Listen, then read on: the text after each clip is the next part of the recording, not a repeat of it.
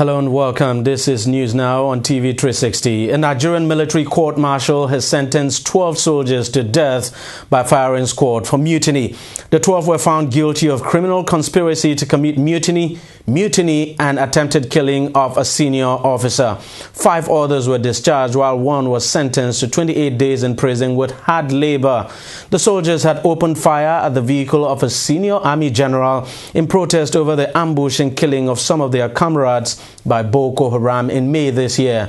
The general survived the shooting, which occurred at the 7th Division Barracks in Maiduguri, the capital of Northeast Borno State. The 9-man military court-martial had been set up following the incident at the Maimalari Barracks in Maiduguri. Altogether, 18 lower-ranking soldiers were put on trial before the court-martial on a 6-count charge bordering on criminal conspiracy to commit mutiny, attempting to kill a superior officer, disobeying lawful orders, insubordination, among others. Count 2, 96 NA/42/6235, Corporal Jasper Bradello, you are found guilty and sentenced to death by firing squad. 96 NA/43/1027, Corporal David Musa, you are found guilty, sentenced to death by firing squad. 2005 NA/57/3451, Lance Corporal Friday Onu, you are found guilty and sentenced to death by firing squad. 2009 NA/64/4905, Lance Corporal Yusuf Shehu, you are found guilty, therefore sentenced to death by firing squad. 2009 NA/6248, Lance Corporal Igomu Emmanuel, you were found guilty, therefore sentenced to death by firing squad. 2009 NA/64/4214, Private Andrew Mbede, you were found guilty, therefore sentenced to death by firing squad. 2010 NA/65/8344, Private Nuruddin Ahmed, you were found guilty and therefore sentenced to death by firing squad. 2010 NA/65/7084, Private Ifeanyi Alukagu, you are found guilty and therefore sentenced to death by firing squad. 2013 NA/69/2818, Private Alao Samuel, you are found guilty and therefore sentenced to death by firing squad.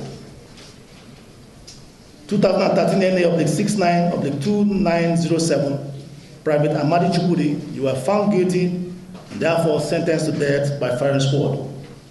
And finally, 2013 NA/69/2898, Private Alan Linus, you are found guilty and therefore sentenced to death by firing squad. Count 3, attempted murder. 96 NA/42/6235, Corporal Jasper Bradello, you are found guilty, therefore sentenced to life imprisonment. 96 NA/43/1027, Corporal David Musa, you are found guilty, therefore sentenced to life imprisonment. 2005 NA/57/3451, Lance Corporal Friday Onu, you are found guilty and therefore sentenced to life imprisonment. 2009 NA/6248, Lance Corporal Igomu Emmanuel, you are found guilty for attempted murder, therefore sentenced to life imprisonment. 96 NA/64/4214, Private Mbede Andrew, you are found guilty for attempted murder, therefore sentenced to life imprisonment. 2010 NA/65/8344, Private Nuruddin Ahmed, you are found guilty for attempted murder, therefore sentenced to life imprisonment. 2010 NA/65/7084, Private Ifeanyi Alukagu, you are found guilty for attempted murder, therefore sentenced to life imprisonment. 2013 NA/69/2818, Private Alao Samuel, you are found guilty for attempted murder, you are sentenced to life imprisonment. 2013 NA/69/2907, Private Amadi Chukwudi, you were found guilty for attempted murder and sentenced to life imprisonment. And finally, 2013 NA/69/2898, Private Alan Linus, you are found guilty for attempted murder and sentenced to life imprisonment. Of course, the other 3 charges, you are found not guilty and discharged on those charges. These sentences and findings are subject to confirmation. Now, you can take your seats. For the second group,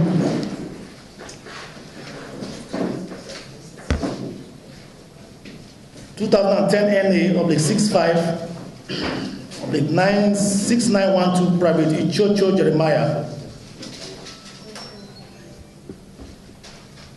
for Camp 5, Awo, you were found guilty. You are sentenced to 28 days IHL. 2010 NA/65/6912, Private Ichocho Jeremiah, for Count 6, you are reprimanded. IHL means imprisonment with hard labor. 28 days imprisonment with hard labor. And for Count 6, you are reprimanded. This is a warning. And it's a warning for you. Sit down. 03 NA/53/816, Lance Corporal Stephen Clement, for Count 3, you were found guilty and you are therefore sentenced to 2 years imprisonment. But for Count 4, mutiny, 2003 NA/53/816, Lance Corporal Stephen Clement, you were found guilty for mutiny, therefore sentenced to death by firing squad. These findings and sentences are subject to confirmation. May God have mercy on you. Call, please. Well, that's how it unfolded at the court-martial which held last night. Now, the resumption date given for schools in Nigeria is fast approaching, but not everyone is pleased with the date for fear the country may not have fully contained the Ebola virus. One group that is obviously not in support of the new resumption date and wants it moved forward is Women Arise for Change Initiative. The group organized a rally here in Lagos to enlighten Nigerians on Ebola, as well as protest the September 22nd resumption date. Telma Okoro has more on that. The 2 isolation wards that have been active in Lagos State and Rivers State, respectively, are empty. That was September 10th. It's been almost 1 week now since Nigeria's Minister of Health made that pronouncement, and so far there has been no new case of Ebola in the country. Following that pronouncement, the Nigerian government ordered all primary and secondary schools across the country to resume September 22nd. While some Nigerians heaved a sigh of relief, others expressed concern the resumption date was coming too early since almost 500 persons are still under surveillance for the disease. Among those who feel the September resumption date is coming too early is this group, and they called this rally organized by Women Arise for Change to enlighten Nigerians on Ebola as well as kick against the resumption date.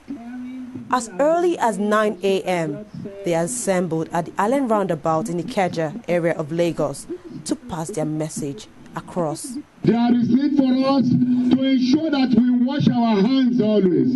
Is it not important, even apart from Ebola? Is it not important for us to be clean so that we don't contact other diseases?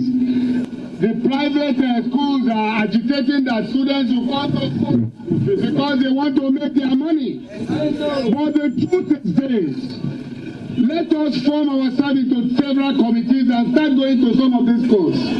Their toilets are bad. The environment is not conducive. Therefore, there is need for us to ensure that all these things are properly put in place. We must ensure that our children are dropped for safety. Schools are not motor park where cars are parked at problem. We must all unite to kick out Ebola. After enlightening the public on the dangers of the virus, the speakers demonstrate how to carry out effective hand sanitization. With no new case of the virus so far, we sought to know if the group feels the government had done enough to contain the Ebola virus in the country. No. The government has not done enough to tackle Ebola. The reason being that at the end of the day, for instance, the resumption dates for our children.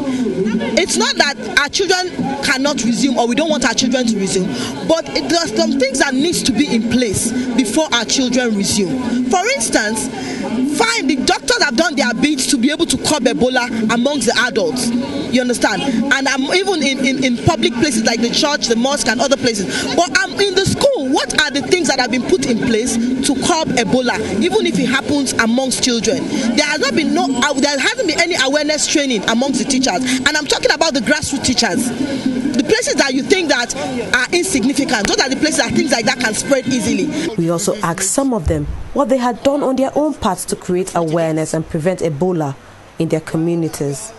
I do talk to my family. I do try to do whatever I need to do in my own environment to encourage and to warn people to create that awareness, most importantly about cleanliness, getting back home, washing of hands and everything. The Nigerian government has said it would not change the September 22nd resumption date for schools. Whether demonstrations like this could compel it to change its position remains to be seen.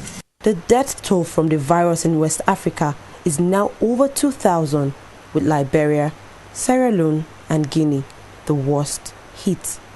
Thelma Okoro, TV360, Lagos. Now, the Nigerian Union of Teachers (NUT) has directed its members to ignore the September 22nd resumption date fixed for primary and secondary schools in the country. The federal government had fixed September 22nd as resumption date for all schools in Nigeria. National President of NUT, Michael Olukaya, who was speaking to newsmen in Abuja earlier today, said the teachers would only resume if the federal government sufficiently trained and made available necessary preventive and protective gadgets against the Ebola virus. Olukaya said the teachers had resolved to resume classes in obedience to the federal government directive in states where teachers have been trained to handle any outbreak, and that all the required preventive and protective gadgets such as hand gloves, sanitizers, infrared thermometers, running water and soaps have been provided as directed by the government of Nigeria. He said in states where the training has not been done and necessary safeguarding gadgets not provided, teachers shall continue to remain at home until their state governments responded positively or the union directs them to the contrary. Joining me now to speak more on that is the Press and Public Relations Officer of the National Union of Teachers, Emmanuel Wande. Mr. Wande, thank you very much for joining us on the program. Could you just tell me, does NUT have a list of states that have not complied with the federal government directive to provide preventive measures and training for teachers against the Ebola virus? No, currently we are still working on that. We want to get all the list, the comprehensive list, but we acknowledge the fact that some states commend the training of teachers, things like Kaduna, Cross River, and some very few states. And we are expecting that within the span of this week, towards weekend, because the week is just commencing, more of those states will engage the teachers and convince the union and teachers and even parents that adequate kits are being provided to respective schools so that schools will comment. But what exactly is the concern of the NUT? Because as far as people are concerned, I mean, you look around, we have not had any reported cases, reported case of Ebola at all. So why the fear? We don't have reported case. The issue of Ebola has been effectively condemned. We give kudos to the federal government. We give kudos to Lagos State government and Rivers State government. But even the committee, which has been saddled with the responsibility of tackling this Ebola virus disease have advised the federal government that before you allow students, our young ones, the future generation of this country, to resume schools, you must provide these sanitizers, water for washing, training of teachers. This was agreed upon when the State Commissioners of Education and the Federal Minister of Education met sometime last week. These were the conditions that were given to them that provide these things. Once these kits are available in our respective schools, of course, we will not have a spread, will contain any spread. We will go a long way to minimize the cases of spread. So we are expecting the government to provide these things so that the school system will go on. Just one last question before you go. Is your union going round to make sure that even when states say they have provided some of this equipment and training, is your union going around to ensure that they're actually provided, like those preventive gears now and the hand sanitizers are actually provided at schools? On ground. We are in every state, we are in every local government, over 700 local governments in this country. We have issued a directive, the national president, Comrade Michael Olukoya, directed by the National Executive Council of Nigeria Union of Teachers, have issued directive to all respective states, to all our branches in all the local government, to ensure that these demands are effectively put on ground before schools will resume. So we are fully on ground, and we are on the lookout to ensure that these kits are provided to all schools across the Federation. And of course, as soon as all the state governments make the necessary provision, your union would issue directive to all the teachers to resume, right? Yes, we are hoping that the state governments will keep to their words that these equipments will be on ground before school resumes on Monday. Well, Mr. Emmanuel Wande, thank you very much for joining us, and thank you very much for your thoughts. I appreciate it. Thank you. Emmanuel Wande there, the press and public relations officer of the Nigerian Union of Teachers. Now, as schools across the country get set to resume, UNICEF has trained over 5,000 Nigerian school teachers in various capacities to prevent any outbreak of the Ebola virus disease.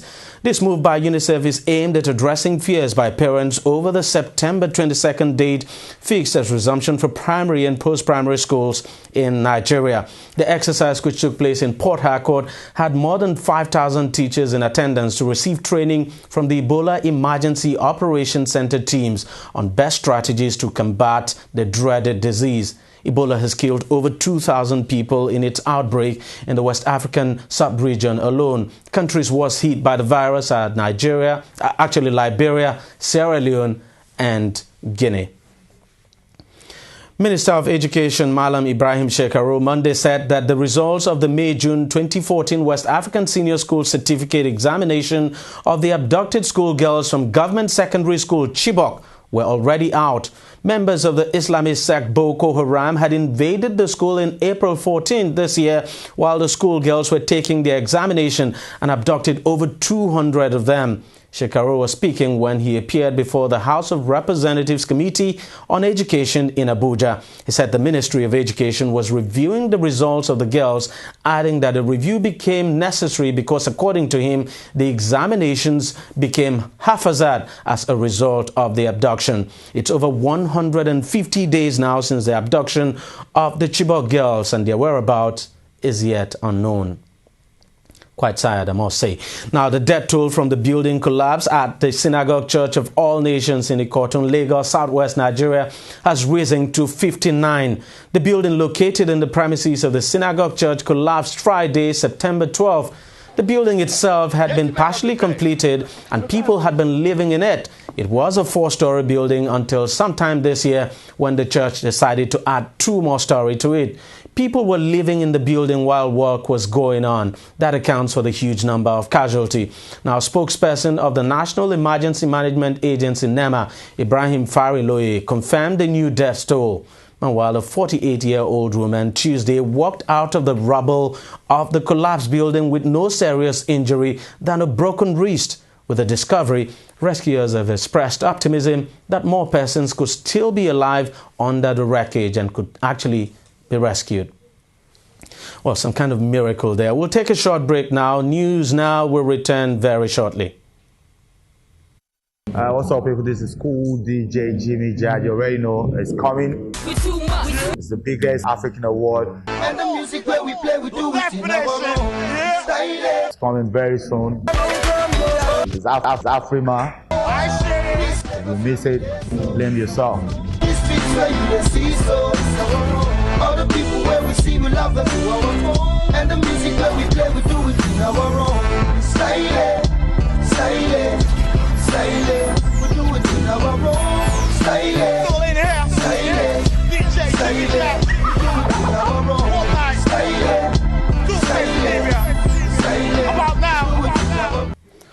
Welcome back. As part of efforts towards strengthening the security of the electoral processes in the country, Acting Inspector General of Police Suleiman Abba has set up the Election Security Planning and Monitoring Unit. Force Public Relations Officer Emmanuel Ojukwu, in a statement Tuesday, said the unit is saddled with, among other responsibilities, conducting election security threat assessment, coordinating election security training, developing and implementing guidelines for the conduct of police officers engaged in election duties. The unit, which is headed by a Commissioner of Police in the Department of Operations, will be responsible for development of frameworks, processes, strategies and systems necessary for election security, planning, monitoring and management. Ojukwu assured the general public of the determination of the force and other security agencies to bring about hitch-free elections in 2015 and beyond. He, however, called for the support and cooperation of all Nigerians in achieving the feat. Energy firms are owing banks in Nigeria about 2.644 trillion naira as at the end of December 2013. A Central Bank of Nigeria CBN report has revealed. According to the latest CBN Financial Stability Report, the amount represents 24.21% of the total private sector credit in the period under review. The CBN report further revealed total bank loans and advances to the various sectors of the economy grew by 13.9% to 10.043 trillion naira at end December 2013. The oil and gas sector recorded the highest growth rate with a share of 24.4%, followed by manufacturing at 12.9% and then the general sector at 11.6%.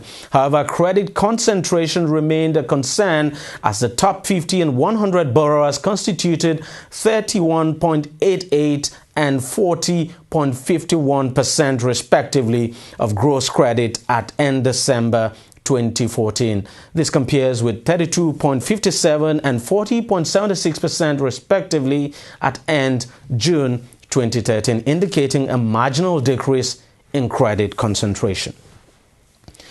The Nigerian National Petroleum Corporation, NNPC, says it had taken necessary measures to avert the proposed strike by oil workers over unresolved pension issues.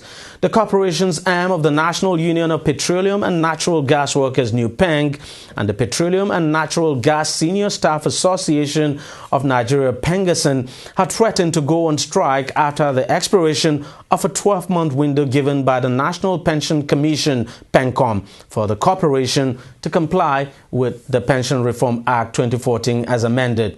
Group General Manager, Group Public Affairs Manager Ohia Legbe, in a statement, appealed to the leadership of the industrial unions to exercise restraint while it embarks on extensive engagement with PENCOM to resolve the issues. Legbe said since the commencement of the scheme in 2006, the management and its staff had made a lot of sacrifice in maintaining the existing scheme. He acknowledged the existence of some funding gaps in the scheme, adding that measures have since been put in place to steadily bridge the funding deficit, which stood at 298 billion naira in 2010 and has now been provisionally reduced to 85 billion as of June 2014. The Association of Senior Civil Servants of Nigeria says it has concluded plans to commence a strike action this September. The association said its members in the Federal Ministry of Education, as well as those of them in the 104 unity schools and inspectorate departments of the ministry, would participate in the strike. ASCSN is protesting the refusal by government to honor the agreement reached in respect of all outstanding labor issues affecting its members. Secretary General of the association, Aladi Lawal, in a statement expressed sadness over the inability of the government to address all outstanding labor issues, and particularly the non-payment of promotion arrears from 2007 to 2010 and the balance for 2011, as well as the non-payment of salaries to some members of staff for the months of July, August, September and October 2013. Should the strike commence, the 104 Federal Unity colleges will not reopen for the next academic session scheduled to begin September 22nd, 2014. To sports now. A member of the World Football Governing Body FIFA has been suspended after he was arrested on suspicion of corruption and money laundering in his native Cayman Islands, the World Football Governing Body has said. Head of FIFA's Audit and Compliance Committee, Domenico Scala, said although preliminary investigations had not established any connection between the allegations and Canova Watson's role in football, he had been relieved of his duties while the investigation continues. FIFA in a statement said, quote, after a preliminary clarification of the facts of the case and the allegations of the Cayman Island investigating authorities against Canova Watson, no connection with football or his role at association level has been established at this stage. The investigation continues. The chairman has decided to temporarily relieve until further notice Canova Watson, to whom the presumption of innocence applies, of his duties on the FIFA Audit and Compliance Committee, end of quote. However, Watson, one of 8 members of the committee and a vice president of the Caribbean Football Union, has denied the charges and been released on bail in the British Overseas Territory. Now, Frenchman Jerome Champagne has said he would challenge Sepp Blatter for the FIFA presidency in 2015. 56-year-old Champagne had worked for FIFA for 11 years as an executive before leaving in 2010. I have just written to the FIFA Ad hoc Electoral Committee and its president, Mr. Domenico Scala, to confirm my intention to run for FIFA presidency, Champagne wrote in his website. Champagne went further to say, quote, we have to take clear and informed decisions on whether we want to continue with the current economic polarization and the sporting imbalances it brings in its wake, or be willing to rebalance the game in our globalized 21st century, end of quote. Current FIFA President Sepp Blatter has already announced his intentions to contest the FIFA presidency. The election is scheduled to take place at the FIFA Congress in June next year. Well, it's good that, Sepp Blatter is having someone run against him. But then I just hope this Mr. Champagne is not wasting his time because, we'll just wait and see. That's it on News Now. We thank you very much for joining us. We're back again shortly.